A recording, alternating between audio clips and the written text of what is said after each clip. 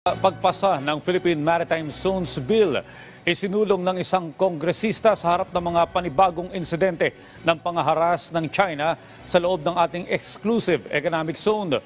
Pinaigting na proteksyon sa ating mga kababayang mangingisda, ipinanawagan din ng ilang kongresista.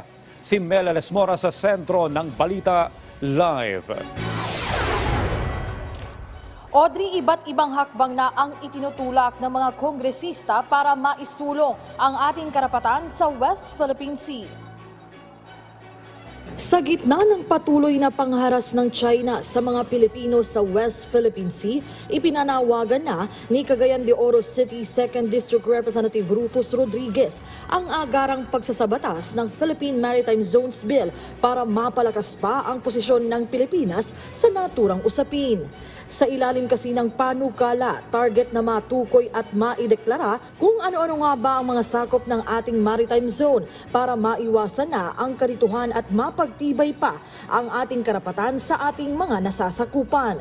Sa ngayon, pasado na ang panukala sa Kamara at Senado pero pinaplansya pa ng Bicameral Conference Committee ang nilalaman nito matapos ma-recall kamakailan ang ratified version ng panukala para sa anilay further refinement.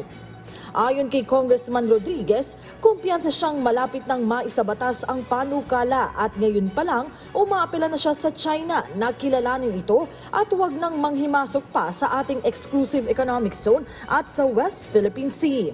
Ang iba pang mambabatas kapag na naman ang ating mga kababayang mangingisda sa West Philippine Sea ang isinusulong, lalo pat nalalapit na ang itinakdang palugit ng China hinggil sa umano'y gagawin nilang panguhuli ng foreign trespassers sa mga inaangkin nilang teritoryo simula sa June 15. Si Camarines Sur 2nd District Representative El Rey Villafuerte nanawagan sa AFP na paigtingin ang pagbibigay proteksyon sa ating mga mangingisda. Habang si Zambales 1st District Representative J. Kong Hoon nais namang paimbestigahan kung sapat nga ba ang mga hakbang ng pamahalaan para sa ating mga Pilipinong mangingisda sa WPS.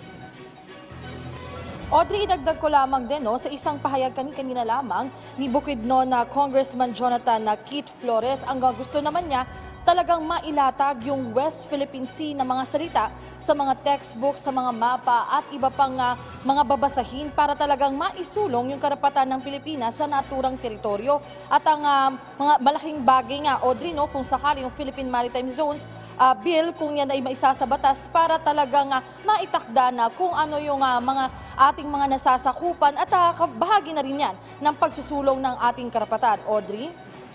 Maraming salamat, Mela Lesmora.